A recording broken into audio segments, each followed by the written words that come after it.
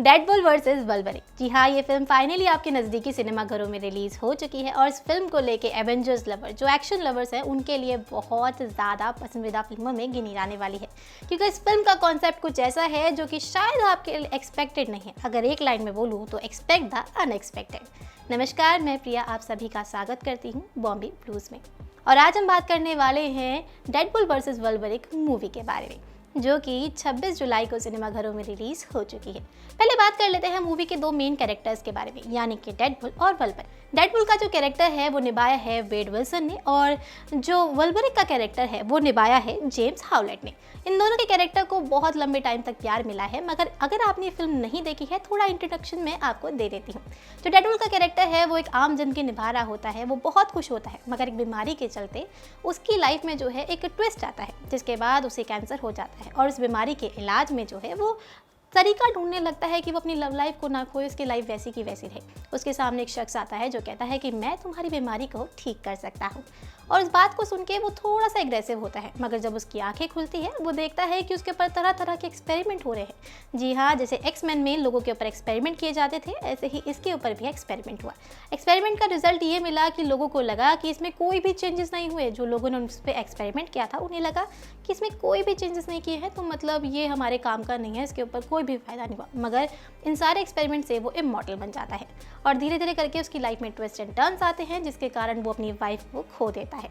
और वाइफ को दोबारा पाने की कोशिश में उसे एक मौका मिलता है कि वो टाइम ट्रैवल कर सके और अपनी लाइफ को लग्जरियस या फिर यूँ कहूँ हैप्पी बना सके। जिस कोशिश में जो है इसकी डेडपूल का पार्ट 2 खत्म हो जाता है। अब बात कर लेते हैं वल्वरिन के कैरेक्टर की, जिसको हम X-24 के नाम से भी जानते हैं या फिर लोगन के नाम से भी जानते हैं। इस कैरेक्टर के साथ भी थोड़ा बहुत कुछ ऐसा ही होता है। इसकी बॉडी में एक मेटल इंजेक्ट कर दिया जाता है एक्सपेरिमेंट के चलते, और जब ये गुस्सा होता है तो उसके हाथों से जो है नील्स निकलने लगते हैं, और इस चीज़ से इसने कई सारे तरीकों से जो है दुनिया को बचाने की कोशिश करी, और धीरे धीरे एक्स-मैन की सीरीज़ में इसे कई सारे तरीकों से दिखाया गया है। मगर इसकी लास्ट सीरीज़ यानी कि लोगन की सीरीज़ में ये मरता हुआ दिखाई दिया था अपनी बेटी को बचाने की कोशिश में। तो सवाल ये खड़ा होता है कि ये दोनों इंटरलिंक कैसे हुए, और ये जो लोगन है यानी कि जो हमारा एक्स-मैन है ये जिंदा कैसे हो गया है, वल्वरिन जिंदा कैसे हुआ। इन सारे सवालों का जवाब ये फिल्म आपको देने वाली है। तो आइए जरा बात कर लेते हैं फिल्म के बारे में। तो किस तरीके से वो वल्वरिन को अपनी टाइम लाइन में ला रहा है, चार्ल्स की बहन का यहाँ पे क्या रोल है, वो ऐसा क्या कर रही है जिसके कारण उसे स्टोरी में इंट्रोड्यूस किया गया है। और यहाँ पे कुछ ऐसे कैरेक्टर्स आपको देखने को मिलेंगे जो कि लोकी की सीरीज़ में भी थे। तो ये सारे कैरेक्टर्स इंटरलिंक कैसे हैं, इनके ऊपर क्या कनेक्शन है और किस तरीके से स्टोरी कनेक्ट होती है, और ऐसा क्या आ गया मतलब डेडपूल की लाइफ में जो उसे ये कदम उठाना पड़ा कि वो टाइम लाइन के साथ छेड़खानी करे। क्या ये मार्वल्स यूनिवर्स का पार्ट है यानी कि मल्टीवर्स थ्योरी का, या फिर ये कुछ और है, ये सब आपको फिल्म में देखने को मिलने वाला है। अब बात कर लेते हैं फिल्म के पॉजिटिव्स के बारे में, या फिर आपको फिल्म में कुछ अलग क्या दिखाई देगा।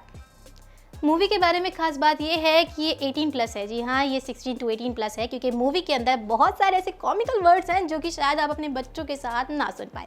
वल्वरिन का जो कैरेक्टर है वो बहुत कॉमिकल है, जो कि आपकी स्टोरी को इंटरलिंक रखने वाला है। सेकेंड, मूवी में जो बैकग्राउंड म्यूजिक यूज़ किया गया है खासकर फाइट्स के टाइम पे, वो बहुत ही ज़्यादा बेहतरीन है। फाइटिंग सीन्स मूवी में आपको दिखाई देने वाले हैं कुछ जगहों पे आपको डेडपूल वर्सेस वल्वरिन की फाइट भी दिखाई दे सकती है। 3, मूवी में जिस तरीके से प्लॉट क्रिएट किया गया है, जी हाँ, जिस तरीके से स्टोरी को लिंक किया गया है, स्टोरी राइटिंग हुए है, वो बहुत ज़्यादा बेहतरीन है। मतलब आप एक टाइम के लिए भी ना अपनी आंखें झपकाने की कोशिश नहीं करोगे, क्योंकि कहीं ना कहीं वल्वरिन कुछ ना कुछ ऐसा बोल देता है, या फिर जिस तरीके से डेडपूल इस पर रिएक्ट करता है, तो वो सब क्या है, उसको देखने का जो एक्साइटमेंट है ना, वो आपको स्टार्टिंग से ही जोड़ देगा। मूवी के फर्स्ट 15 सेकंड्स में आपको डेडपूल कुछ ऐसा करता हुआ दिखाई देगा, जिसके बाद आपका जो मतलब कैरेक्टर को लेके इंट्रोडक्शन है वो हो जाएगा। वो जो है वो वल्वरिन की डेड बॉडी से हड्डियां निकाल के लड़ाई कर रहा होता है, और जैसे वो इंट्रोड्यूस होता है लोगों को पता चल जाता है कि मूवी का जो प्लॉट है वो हल्का सा कॉमिकल होने वाला है। कैरेक्टर्स की खासियत ये भी है कि वो जो है कैमरे से कांटेक्ट करते हुए भी नजर आ रहे हैं। जी हाँ, कहीं कहीं जो है डेडपूल कैमरे से बात करता हुआ दिखाई दे रहा है, अपनी ऑडियंस से बात करता हुआ दिखाई दे रहा है, जो कि मूवी को और भी ज़्यादा एंगेजिंग बनाने का काम करता है। अब बात कर लेते हैं मूवी के कुछ नेगेटिव्स के बारे में। मेरे हिसाब से जो मुझे महसूस हुआ कि जितना फाइट आप एक्सपेक्ट करते हो, जैसे आपने डेडपूल का जो लास्ट पार्ट देखा था जिसमें उनकी दोनों की फाइट हुई थी, और उसमें जो है पूरा जो डेडपूल का फेस था वो सिला हुआ था। हालांकि उसे हटा दिया गया था, नए एक डेडपुल को लाया गया जो कि बहुत हैप्पी है, मगर फिर भी उनकी फाइट्स को देख के अगर आप यहाँ पे कंपेयर करोगे तो यहाँ पे इतनी ज़्यादा लड़ाई नहीं हुई है। कहीं ना कहीं वल्वरिक की बेटी का भी बहुत अच्छे से इस्तेमाल हुआ है, मगर उनका जो शॉट है यानी कि उनका जो यूज़ है वो बहुत ही ज़्यादा कम हुआ है।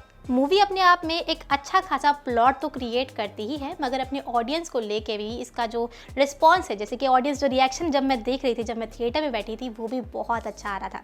लोग बहुत थोड़ी थोड़ी देर में हाउलिंग कर रहे थे, विस्लिंग कर रहे थे, क्योंकि वो कैरेक्टर्स को फील कर पा रहे थे। और इसमें जो कैमियो हुआ है कैरेक्टर्स का वो भी बहुत ज़्यादा अच्छा है। जी हाँ, इसमें आपको कई सारे जो है मार्वल्स कैरेक्टर्स या फिर एक्समैन की टीम के लोग भी दिखाई देने वाले हैं। और खासकर जो मल्टीवर्स है इसके बारे में भी आपको थोड़ा और प्लॉट क्लियर होगा अगर आप ये फिल्म देखने वाले हैं, कि कैसे बहुत सारी चेंज होती हैं, कैसे बहुत सारी आपकी टाइमलाइंस है जिनमें आप रहते हैं, मगर अगर वो टाइमलाइन इंटरैक्ट हो जाती हैं यानी कि एक दूसरे से मतलब मिक्स हो जाए तो फिर क्या होता है, उसके बारे में भी ये मूवी थोड़ा सा प्लॉट खोलने वाली है। एंड हाँ, एक स्पॉइलर, स्टोरी में जो है एक टाइम पे ऐसा सीन आता है कि जो एक साइंटिस्ट है वो बता रहा है कि अगर मैं सारी टाइमलाइंस को डिलीट कर दूं और सिर्फ वो वाली टाइमलाइन छोड़ूं जो मेरे लिए इम्पॉर्टेंट है, तो उन सारी टाइमलाइंस को बचाने की जिम्मेदारी अब डेडपुल और वल्वरिक के ऊपर है। तो कैसे जिम्मेदारी को निभाने वाले हैं, किस तरीके से स्टोरी आगे चलने वाली है, क्या क्या इसमें हो सकता है और क्या क्या आपको लगता है, कमेंट बॉक्स में लिख के ज़रूर बताएं। और अगर आपको लगता है कि आपने ये फिल्म देखी है या फिर आपका कोई अजम्पशन है फिल्म को लेके, तो उसके बारे में भी अपना ओपिनियन शेयर करना बिल्कुल ना भूलें।